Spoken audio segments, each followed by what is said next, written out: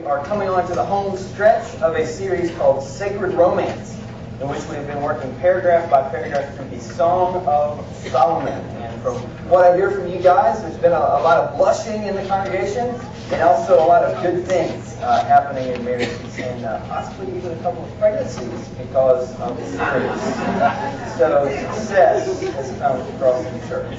So on that note, today's going to be a good day. So let me say one other thing. This kind of literature is different than a lot of other wisdom literature, and different from a lot of other literature in the Bible. This is ancient Near Eastern wisdom literature, and it's poetry, so it doesn't read like a gospel, one of the biographies of Jesus, or it doesn't read like Old Testament narrative or one of the letters of Paul that is a letter written to a church. So it's very poetic, and we have to work hard to try to rightly interpret it. And speaking of rightly interpreting it, I think throughout most of church history, I'm sad to say, I think most people have taken the wrong approach to this book. They've taken what is called an allegorical interpretation, where they come to this, and because it's unashamed, blatant sexuality at times, they've said, well, that can't be really what it's about, so it must be about something else. And so they look at these two primary characters, who we believe are Solomon and his wife, the Shulamite girl, and they say, well, if they're even real people at all, which is debatable, it's got to be that their true meaning is that they're symbols of God's love for Israel or Christ's love for the church. And we see that meaning. We think there are obviously pointers in that direction that we'll discuss. But if you go straight to the allegorical approach, you miss all of the meat and truth that is there from a literal approach. So we believe these are real people in real time and space making real decisions that have real impact, but they point us to the ultimate reality of the big story of the Bible. That they do show us, because all Scripture points us to Jesus. They do show us what Jesus has done. So, with those two caveats in place, let's hear the word from Song of Solomon, chapter 6, verse 11, through chapter 7, verse 13. I went down to the nut orchard to look at the blossoms of the valley, to see whether the vines had budded, whether the pomegranates were in bloom. Before I was aware, my desire set me among the chariots of my kinsman, the prince. Return, return, O Shulamite, return, return, that we may look upon you. Why should you look upon the Shulamite as upon a dance before two armies? How beautiful are your feet in sandals, O noble daughter. Your rounded thighs are like jewels, the work of a master hand. Your navel is a rounded bowl that never lacks mixed wine. Your belly is a heap of wheat encircled with lilies. Your two breasts are like two fawns, twins of a gazelle. Your neck is like an ivory tower. Your eyes are pools in Heshbon, by the gate of Bath Rabbim. Your nose is like a tower of Lebanon, which looks toward Damascus. Your head crowns you like Carmel, and your flowing locks are like purple. A king is held captive in the tresses. How beautiful and pleasant you are, O loved one, with all your delights. Your stature is like a palm tree, and your breasts are like its clusters. I say I will climb the palm tree and lay hold of its fruit. Oh, may your breasts be like clusters of the vine, and your scent of your breath like apples, and your mouth like the best wine. It goes down smoothly for my beloved, gliding over lips and teeth. I am my beloved's, and his desire is for me. Come, my beloved, let us go into the fields and lodge in the villages. Let us go out early to the vineyards and see whether the vines have budded, whether the grape blossoms have opened, and the pomegranates are in bloom. There I will give you my love. The mandrakes give forth fragrance, and beside our doors are all choice fruits, new as well as old, which I have laid up for you, O my beloved. Thanks, sister. Well, let me set the scene for you of where we left off last week, and then we'll pick up right here this week. Last week we had ringside seats for the fight. We got to see these newlywed lovebirds have what's potentially the first conflict of their new marriage, and we got to see them begin to kind of put it back together. And then today, as we pick up, I believe we get to see what is the best part of fighting, which is what? It's making up. And so right here, the first three verses I think can be taken together, of 11 through 13, but the problem is almost everybody agrees these are some of the most difficult to interpret and understand verses in the entire Bible. The verbs that are used here make it really confusing of who's speaking, and then after you get that right, if you get it right, then you have to decide, what does this mean? So I'll give you a couple of different interpretations that I've uncovered and try to take a position somewhere of the things that they all agree on. So let's look at verse 11. I went down to the nut orchard to look at the blossoms of the valley, to see whether the vines had budded, whether the pomegranates were in bloom. Verse 12. Before I was aware, my desire set me among the chariots of my kinsman, a prince. So what I think is happening here, one possibility, is that this girl who's from the country has now spent enough time in the palace that she has begun to long for yesteryear and pine for home. One guy believes that she's gone outside, she's looking, and she's seeing these chariots as they're leaving the palace, and perhaps in her mind, even though she loves her husband, she's wishing and wanting that maybe she could be among those chariots and headed back home. Maybe just for a little stay, maybe to stay. One possible idea. Another possible idea is that literally she's walked outside and she's looking around and she's just taken a walk. Another possibility could be that this is not literal at all, that it's completely figurative, and she's using this language that she's used before the vineyard to describe their relationship, to say things are going to be okay. We had this fight, but everything's going to be okay. Now what we do all agree on in verse 13 is that these are the friends that are likely speaking. Return, return, O Shulamite. Return, return, that we may look upon you. Two things to notice there. Circle that word Shulamite. Some people believe that this is simply the diminutive word, the female version of the word Solomon. And if that is correct, what is being said here is, this girl, who we don't officially know her name, is the other half of Solomon. Not in a Jerry Maguire, I'm too much of my identity is invested in you, you complete me way. But in a way where it's really biblical, that she is the other half of his best friend Coin. That they really are one flesh. The other thing to understand here is that what are they telling her to do? Everybody agrees that she needs to return. So if she's outside because she's thinking about taking off, or she's outside just for a walk, everybody agrees she needs to come back inside because they want to see her. But then look at this next part of verse 13. I believe this is Solomon speaking. Why should you look upon the Shulamite as a dance before two armies? And you pick up 5 commentaries on this verse, you're going to get 7 different interpretations. Everybody is really confused on exactly what's happening in verses 12 and 13. Here's where I come out with what I think is happening. They've had this argument, now they've patched it up, and she is coming back inside, and she is beginning to do a very sensual and erotic dance to entice her husband toward intercourse. That's what many believe is happening right here in this passage.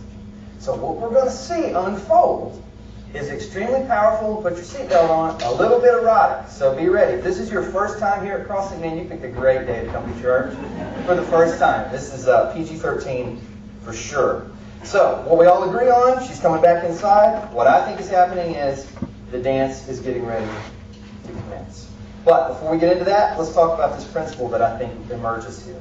That resolving conflicts can lead to even greater intimacy. There's a different way for everybody to handle conflict, but here's what's most common in the church, and it's awful. Good people come together and go, you know, we shouldn't fight. So what are we going to do? We're just not going to fight. Well, guess what? I don't care how much you say that to yourself, it's going to happen. Because when two sinners get together, what happens? Their sin bumps up against one another. And we spent the entire time last week looking at how they conflict and also how they bring it to a healthy resolution.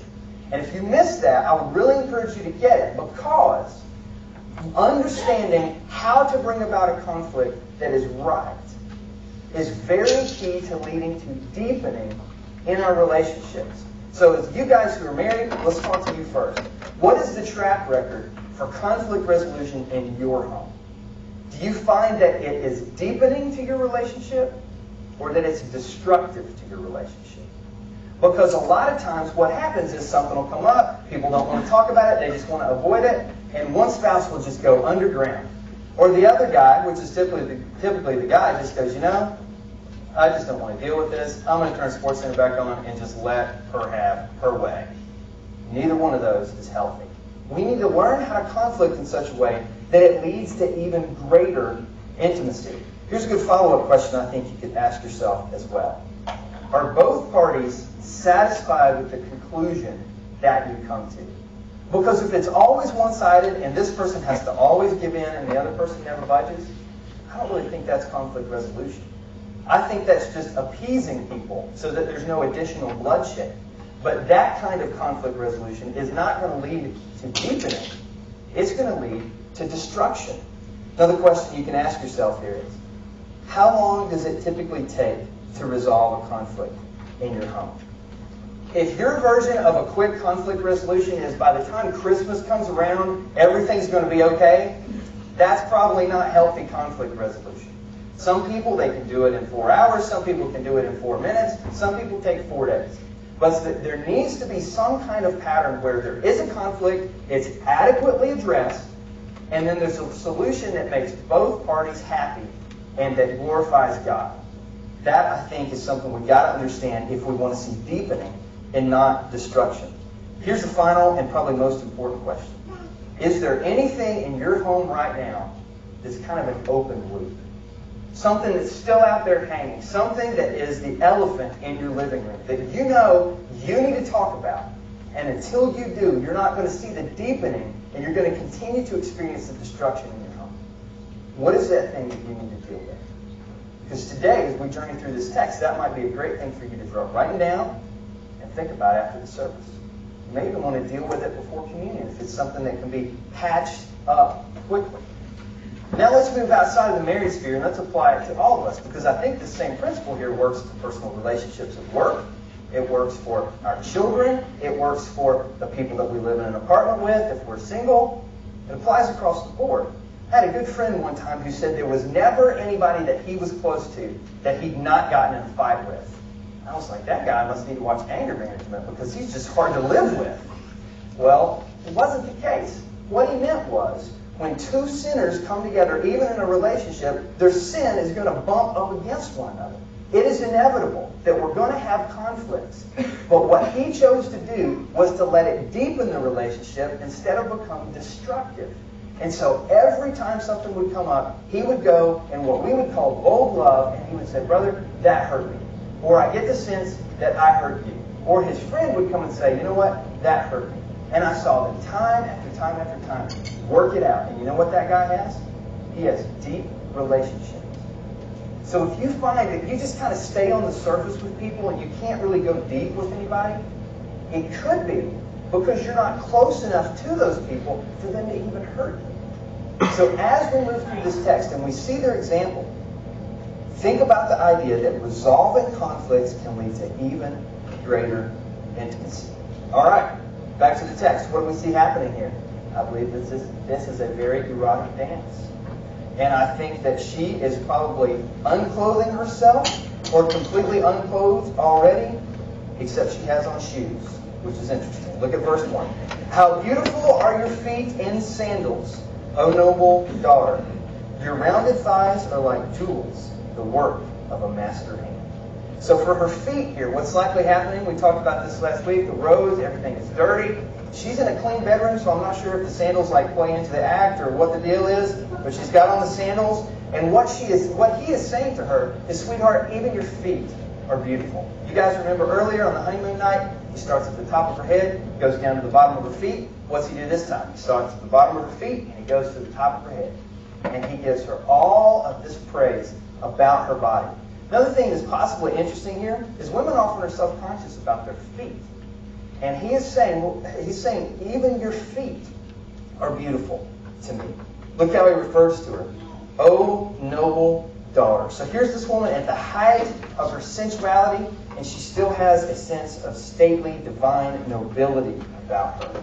And then look at this. Fellas, you might want to make a note of this later. Your rounded thighs are like jewels, the work of a master hand. He's saying, baby, you are a work of art. This is an Adam in the Garden Genesis moment here, that I can see that God has crafted you with his own hand, and I think you're beautiful.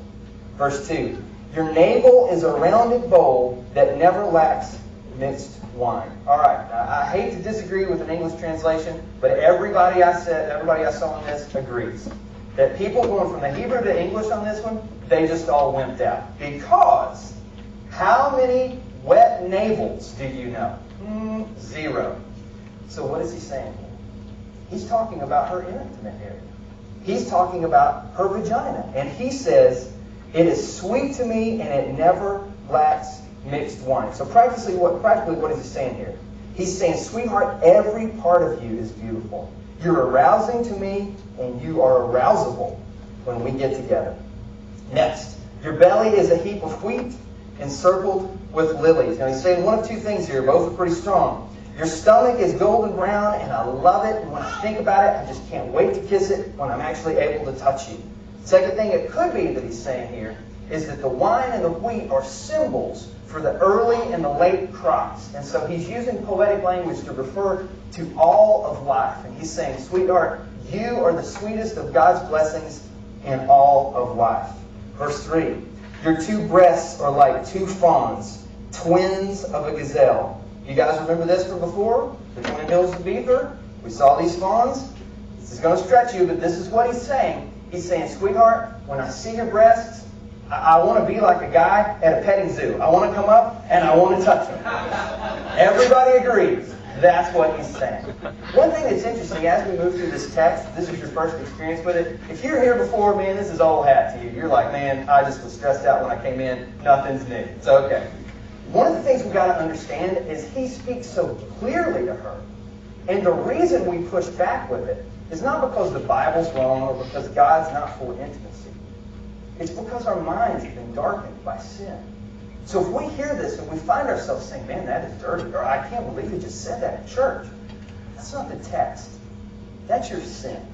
And what you need to do is what we all need to do, to look and say, here's an area where my mind needs to be further renewed. And Lord, free me to the point that I can see the Scripture for what it says, and that I might enjoy and worship through being able to speak to my wife, or I think even applies speaking to husbands, in such a way where we can experience this kind of intimacy together. Look at verse 4. Your neck is like an ivory tower. What he's likely saying here is that she has a long neck. So fellas, let me help you guys out here. Don't go and do likewise, lest you be smacked. What is probably happening in this culture is a long neck spoke of queenliness, and that it is actually a compliment. This is in the see also flock of goats category. And that this culture would have seen this as really something that was beautiful. So he's saying, your neck is long, it's a tower, but it's ivory, and it's precious. Also speaks of her strength. Next, your eyes are pools in Heshbon, by the gates of Bath Rabbim. And so what he's describing here is pools of peace and tranquility. This area here geographically is one that was known for just being a place of peace and sweetness. This is also in the your eyes are doves category. Moving on. Hang on to this one. Your nose is like a tower of Lebanon, which looks toward Damascus. What he's possibly saying here is, sweetheart, you've got a big nose. But I love your big nose. Because what was happening potentially in this culture, there's some debate on this, it's kind of like the long neck. This could be a stately thing. So if you're here and you're like, man, I have a big nose. I was just born a few hundred years too late. Well, possibly so. But what he's also saying here about Israel is, you guys know that in this time in history, these were nations that warred with each other, that lived close by. And so the Israelites had a tower, and they would stand upon it, and they could see all of the nations around them. So this Tower of Lebanon was a strong tower that looked toward Damascus. So again, he's referring to her strength, which I think is interesting here. Because remember what this girl's doing. She's completely naked, sans the sandals, before him. The most vulnerable place she could be. And 2 times he's already commented on her strength. So fellas, something to think about, isn't it? It's also something to think about, that if this interpretation is correct of the nose, the neck, the feet, that we need to be very careful when our lives are being vulnerable to us, either physically like this or I think in general, to make sure that they feel safe and affirmed, and especially if there's a part of her body that she feels more sensitive about, that we especially compliment and affirm that. Because that's what women need from us as husbands. Look at verse 5. Your head crowns you like carmel, and your flowing locks are like purple. A king is held captive in the tresses. This area here of Mount Carmel was a region that was very known for its fertility and life. And at the top of these plateaus, and one of them in particular, was Mount Carmel. So he's saying, you are like the most fertile plain, and you're the apex of the greatest place of fertility. He's again communicating her beauty. What'd you say about her hair? It's like purple. This could mean that it's either a deep red, or it could mean, and I think this is right, that he's saying, sweetheart, your hair is like that of royalty. And it is so royal that even a royal king could get lost in your hair. Fellas, take a note. We're giving it away for free today. This is all good stuff that you need to see. Verse 6, we can see that he's almost overcome by himself here. How beautiful and pleasant you are, O loved one, with all your delights! Exclamation. And so what he's saying here is, sweetheart, I'm running out of poetry. We're just going to go with what we already said. You're just beautiful. I can't stand it. He's just overwhelmed by how beautiful this woman is. Another thing to note here, interesting. One thing I try to teach you is that when you see something repeated in the Scriptures, what does it communicate? That it's important. Any teacher knows that repetition is important. And one of the critiques of preaching through the Song of Solomon like this is like, man, it just gets repetitive and they're saying the same things again. Well, what does a good teacher want to do? They want to say it and say it and say it and say it so that you understand how important it is. So what I think he's doing here serves two purposes. Number one, he's reminding her how beautiful she is. And we already see from previous texts that we don't know exactly how beautiful this girl is. And he's communicating to her, sweetheart, I know you're insecure about your appearance, but I think you're beautiful.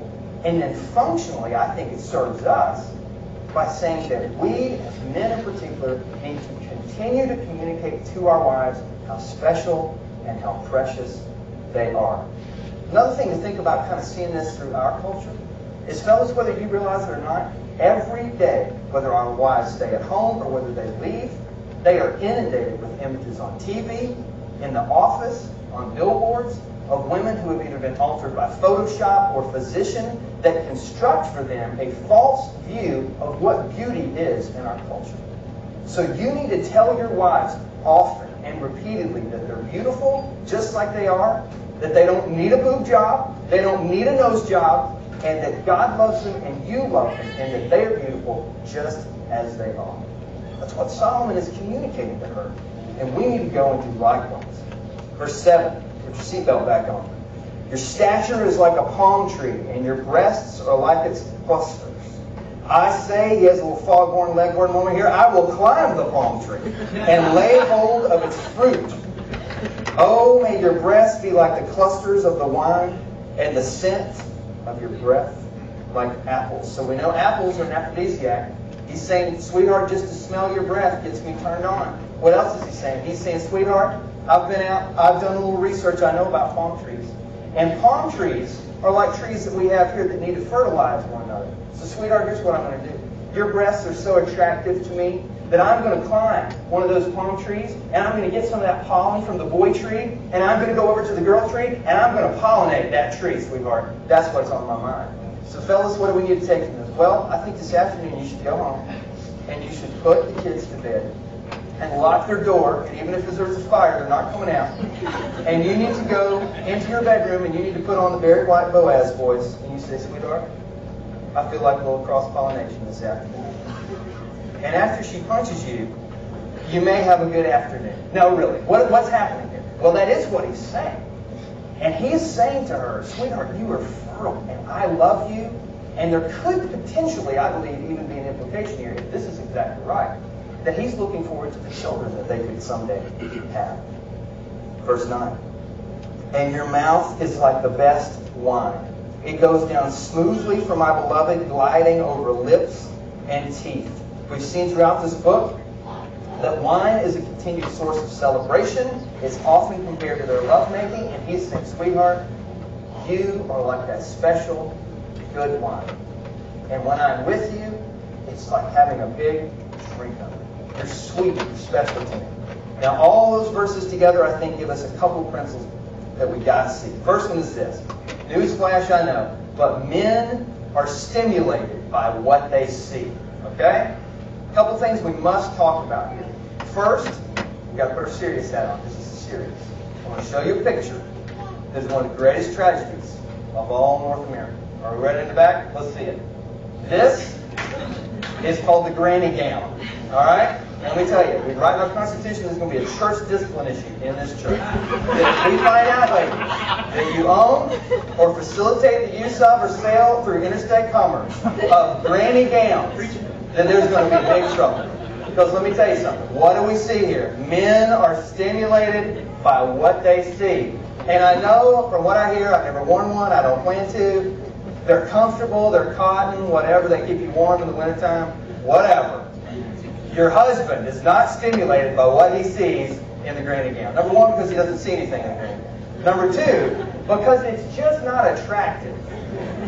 So what we want to do here is we just want to have a no granny gown policy. It's interesting, one of the commentators I had when I looked at this, he does a lot of teaching in traditional churches and to a lot of older folks. And he said he got to this part about the granny gowns, and he said, I got to talking, and I just saw this woman on the third row who just went like this. He said, she just gave me the evil eye for the rest of the sermon. He said, I just kept going, but I didn't know what I'd said. And he said after the service, this woman comes up to him. She's still got that look on her face. She's holding her arms, and she said, my husband needs to talk to you. And he said, all right. And he looked at this guy next to him, and who didn't look at all like a wife, because he had this big smile on his face. And they got to talking, and he said, preacher, I just want you to know that tonight at 9 p.m., we're going to have a granny gown burning ceremony. There's going to be hot dogs, and there's going to be just wild fun, and I want you to be there, because you have changed my life.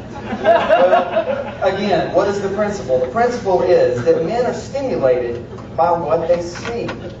And so you don't have to pray about it. You got permission from us. Don't talk to anybody about it. If you need to go to Victoria's Secret to replace the granny gown, do it. Do it today. Keep your kids. You leave. You get a speeding ticket. You need something nice to wear for your husband. This is important. On the more serious note, two things to talk about. Fellas, this is why porn is such a problem for our generation, but it's also why it's so dangerous for all generations. Because we're stimulated visibly by what we see. And if we get those images from print or from download and we put them into our mind, they don't go away.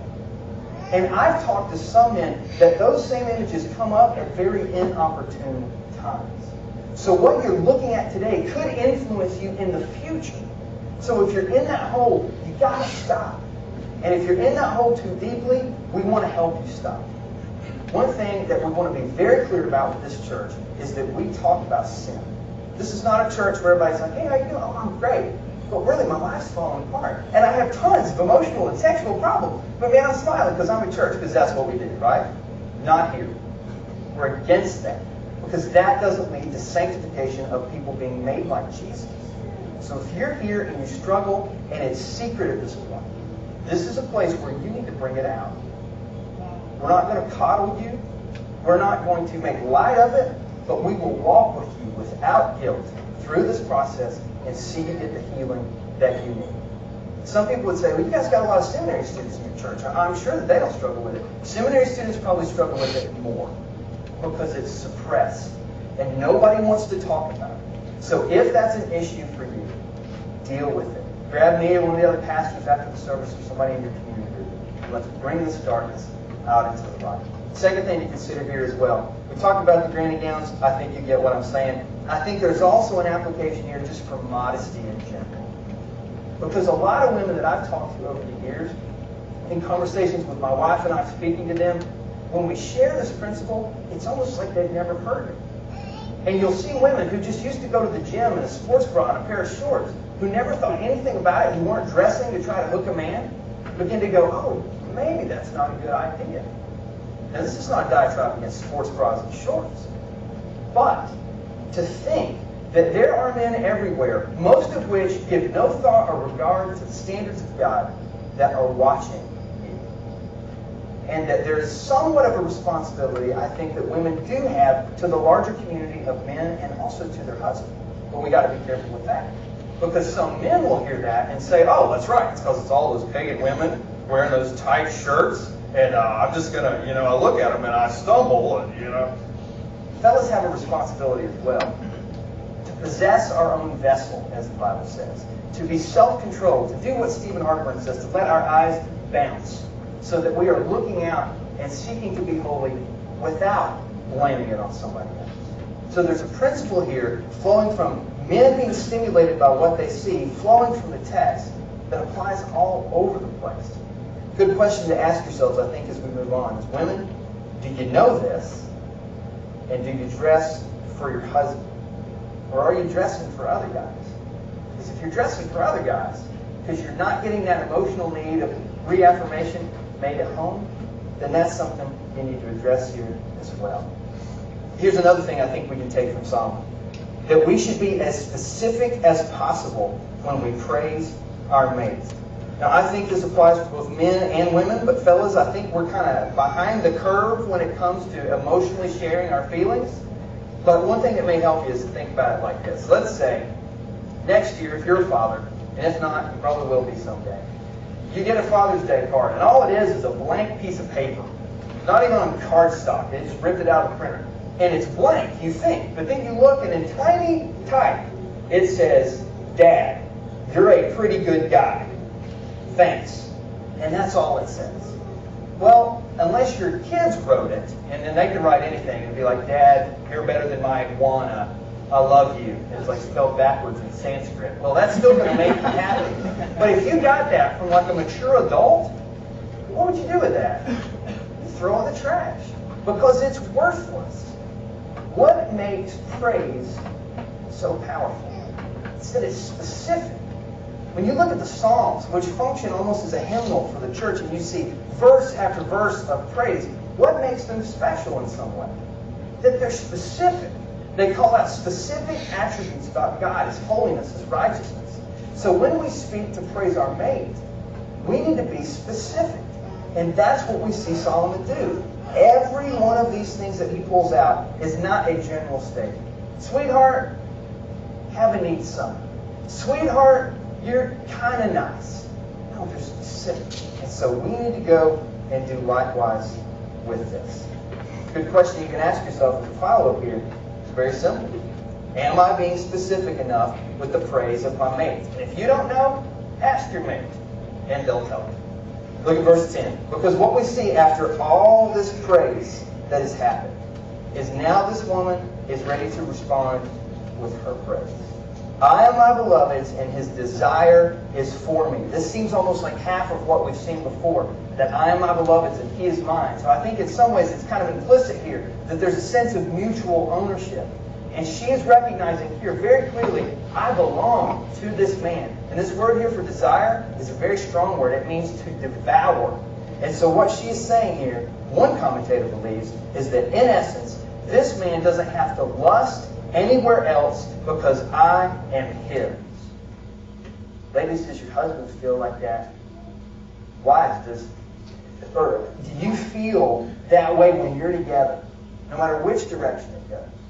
Because the principle here that we got to see is that we are the only intended source of sexual fulfillment for our mate. The reason I put that in parentheses is because what often happens is if that need is not being met within the home, that need will be met outside the home.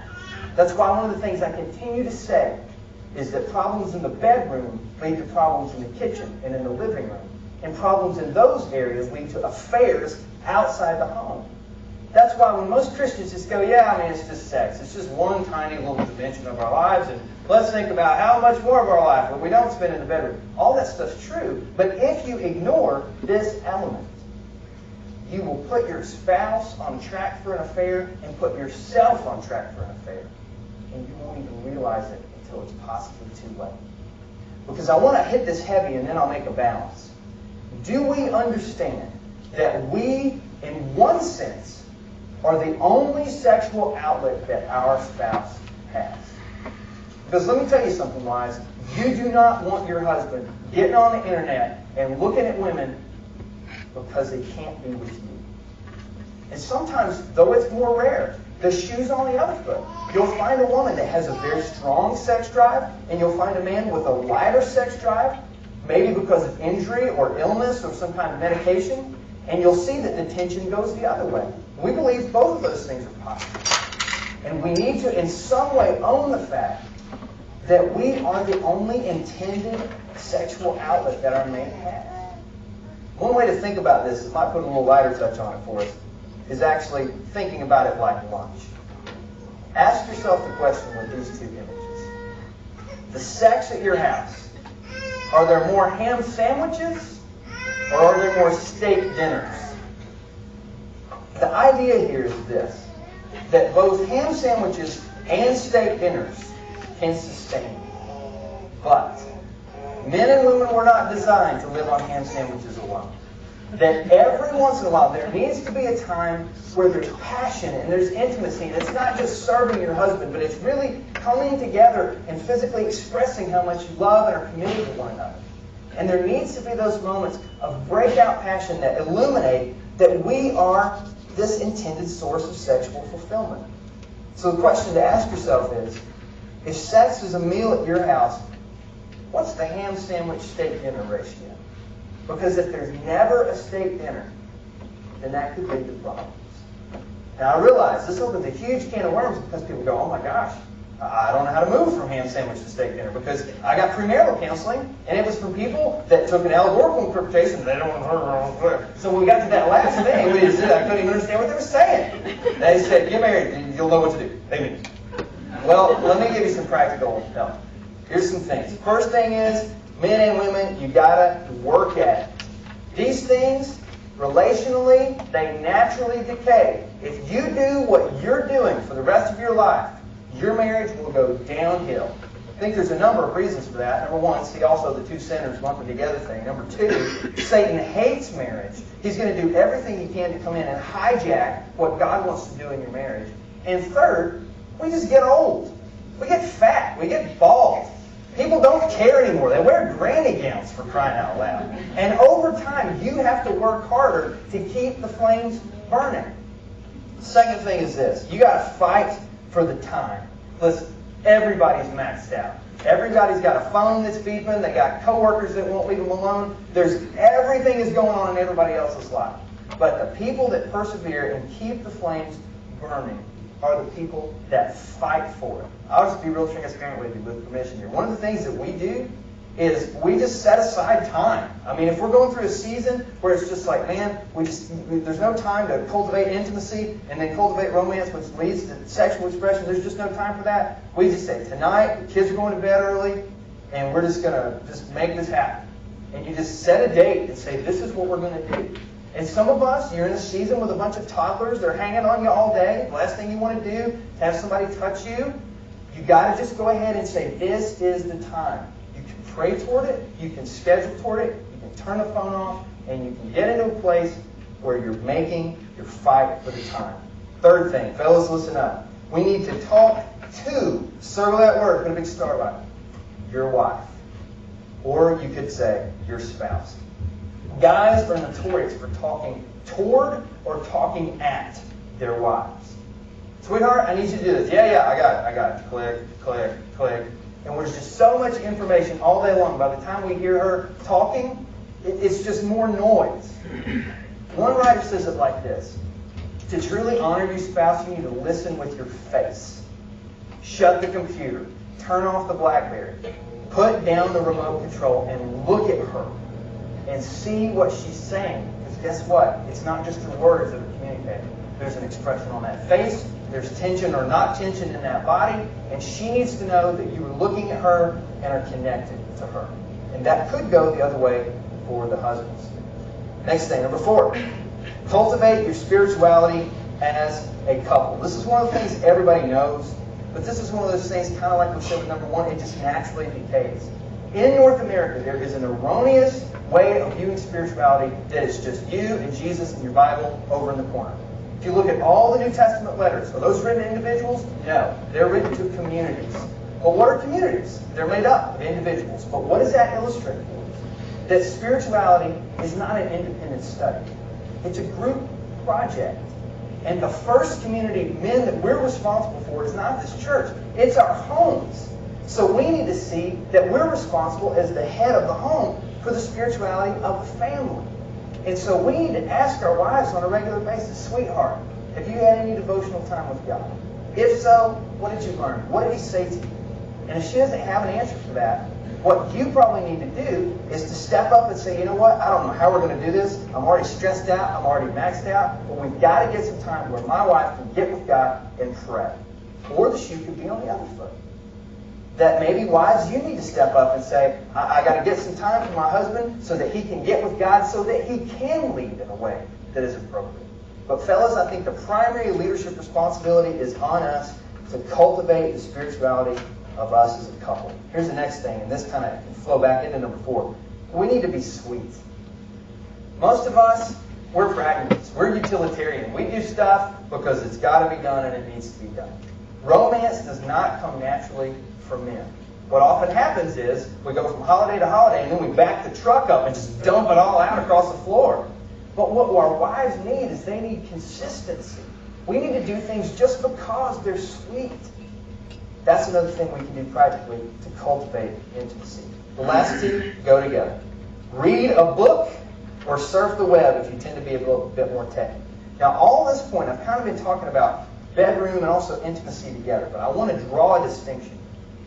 Because there are plenty of books out there on sexuality that we'll talk about in a moment. I'll even recommend 2 of them to you. But there are tons of research out there, both from a Christian and secular perspective, that give you the same kind of principles, both in print and on the internet, that can help you do things to cultivate the intimacy that comes before the sexuality. Fellas, have you ever read one of those? Did you even know they existed before I just said that? If not, you might want to go home and download something today. Be careful when you type in that your filter's on, that you talk about cultivate romance, you might get more than you bargained for. But do a little bit of research and find out what is it that communicates this kind of love to my wife. Final thing is this: spend the money. Now, most of us here are financially strapped. There's just all kinds of financial things going on, but let me tell you something. A book about marriage is a heck of a lot cheaper than marriage counseling or a divorce. And you need to be willing to say, hey, it's going to cost a little bit to take a trip. It's going to cost a little bit to get a babysitter. But listen, God is telling me that I've got to do this to cultivate my family. Because let me tell you something. If you ignore your marriage, it will go away. And I think Solomon felt the weight of that. And that's why he went to such detail to lay it out for her in such a way that she felt valued. And because of everything that he did, look back here in verse 11. I want you to see how she responds. She says, after hearing all this, "Come, my beloved, let us go out into the fields and lodge into the villages." This woman that lived in Louisville, this is what she's saying. "Sweetheart, we're going to Cincinnati next week. We're leaving the kids with Grandma. We're staying at the nice hotel right on the river. And we're going to go have some time and be together." She is ready to celebrate this love and go away and be with this husband. Verse 12. "Let us go out early to the vineyards and see whether the vines have budded, whether the grape blossoms have opened and the pomegranates are in bloom.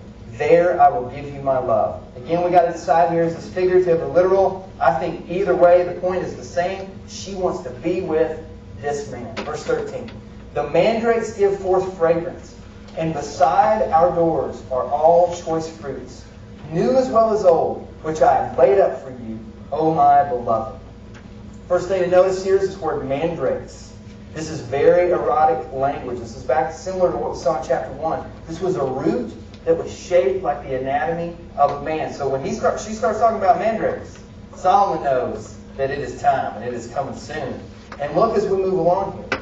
Beside the doors are all choice fruits, new as well as old. Hold on to that. We'll talk about it in a second, because that's very important. "Which I have laid up for who? For you." This woman, her affection, her sexuality is just for that husband. She's not giving it away to anybody else. It speaks of their marital faithfulness. And in the final phrase, "Oh, my beloved," she speaks again in words of sweetness in response to his words of sweetness. This idea here of new as well as old, I think very likely is referring to her own body. She's saying there are some certain sexual practices that are tried and true and tested for our marriage, and they work. But sweetheart, I got some new tricks, Dave. And maybe it's possible what she's even referring to here is this dance that she's been doing. That maybe there's more of that to come. Something new, something exciting, which leads us to this principle. That we should work hard to be creative and keep things interesting in the bedroom. Now let me just give some practical help on this here as we close.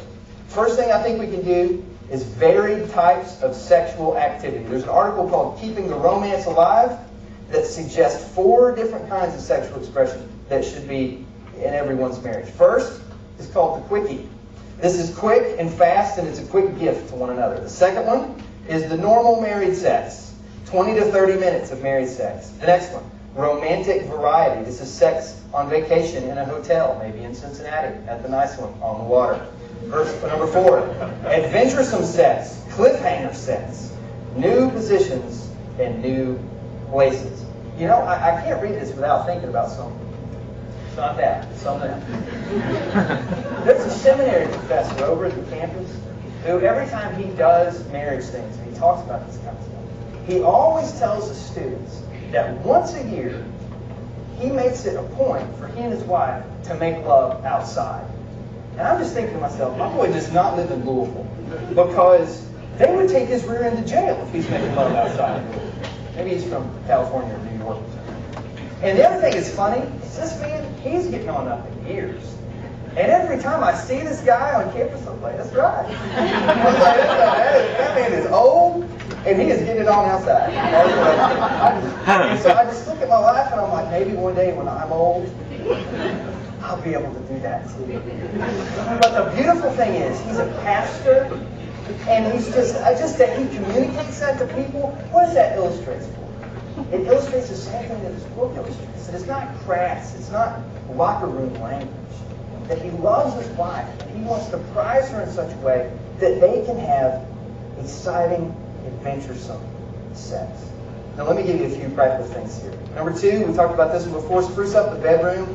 I know there's a lot of challenges here, no space, no money. Do what you can with what you have. Number 3, talk to another trusted couple. A lot of people suffer when they don't have to. If they would just get over their pride and reach out and say, hey, you know what? You guys are my community group. You've been married a couple years more than me. Just tell me, like, what do you guys do? How does it work at your house? Because this is our thing, and I don't know if that's normal, but I didn't want to ask because, just get over it. And just talk to another couple that you trust. And you got to be careful that you don't try to live their script, and we'll talk about that again with number 6. But talking to another couple is great help. Number 4, refer to number 4. Read a book. 2 that I recommend. One is called Intended for Pleasure. The last name of the author is Wheat. The second one is Celebration of Sex. Last name of the author is Rosano. These are 2 books that are recommended by our X29 network that are just extremely helpful in this regard in dealing with sexuality. They're both written by Christians. There's some little line drawings there, so it's not too much for you, and it'll be a good investment. Another thing, spend the money. I already told you. You know, even if we have to take some money from our benevolence fund to help you get rid of that, granny gown, hey, we're willing to do it. Serious issue, we talked about it. Spend the money. Do what it takes to cultivate creativity. And here's the final one, and I want to close on this one. To think wisely about your marriage. 2 words there that are extremely important. Number 1 is wisely. Number 2 is your.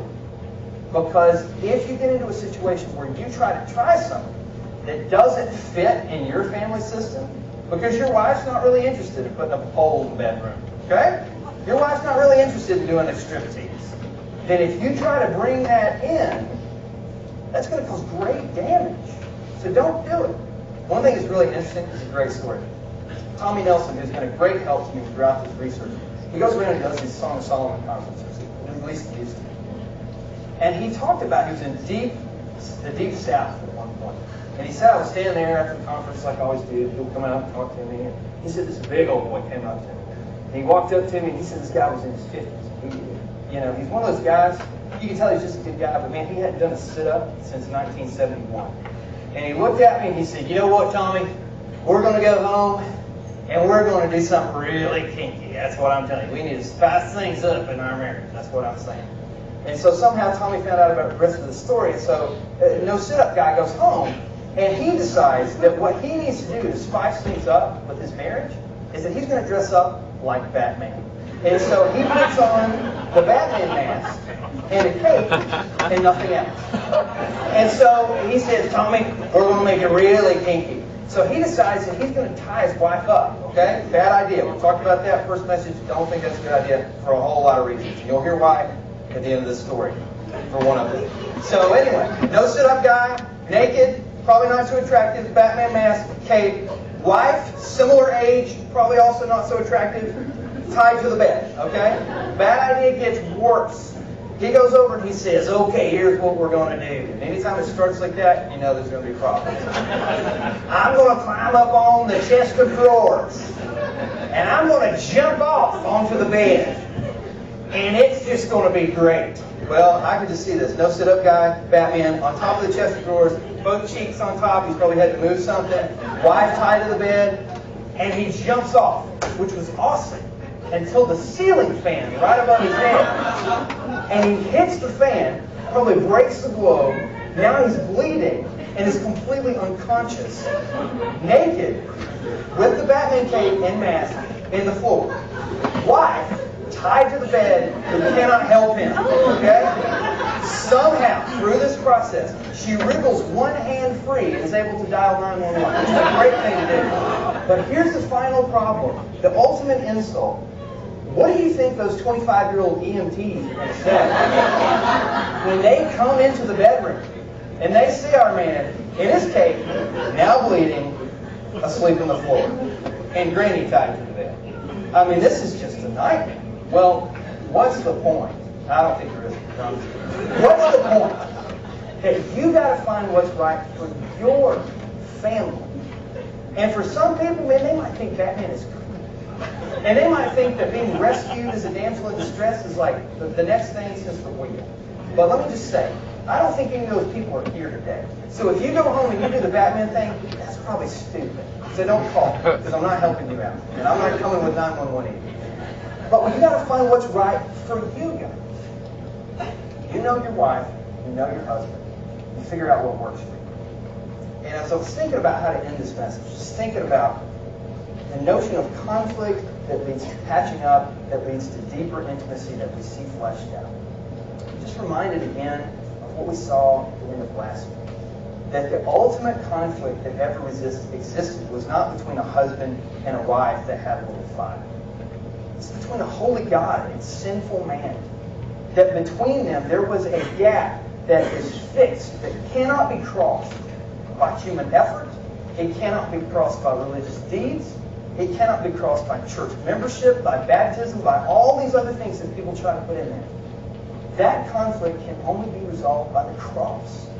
And so every week we take the Lord's Supper to remind us that that conflict has been resolved. And to extend an opportunity. If you're here today and the conflict between you and God has never been settled, today you can have the conflict settled. And you need to turn from your sins and trust in Christ. And let these things that you have violated, that we've all violated, lead you to the point that you see your need for God. You come, me and the other pastors will be in the back, just grab one of us and ask us your questions, and let's talk about how you can have that conflict settled. For the rest of us, I think two things need to be on our mind. Number one, is there any conflict that can be quickly resolved, hanging as an open loop in your marriage that you can deal with right now before communion? Part of the reason why this warning is given in the text is so people would confess their sins, not just to God, but to one another. This is a great time to do that. And secondly, do you know that you can't go and do this in your own strength? That you can only fulfill these commands based on what Jesus has done. It's represented in these symbols that works its way out into your life. So when we talk about marriage and stuff like this is hard. And it requires a greater dependence on the Spirit than almost anything else in life. So as we prepare our hearts, let's stand and read the text. And let's think on those things as we move into this time of both mourning and then celebration.